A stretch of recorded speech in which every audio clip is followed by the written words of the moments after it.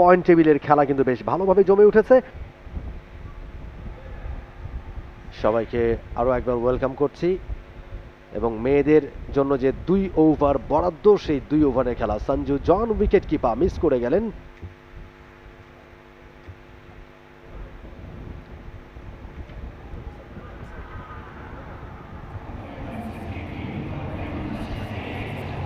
দারুণ ডেলিভারি, খেলতে পারেননি ঠিকঠাক মতো।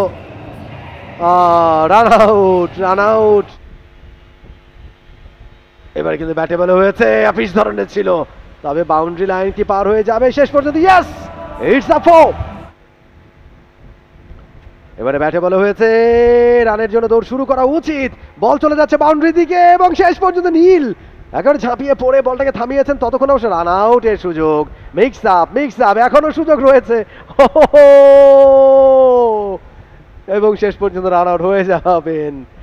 For more update, follow us on Facebook, subscribe our YouTube channel, get the latest update on www.daily-sun.com.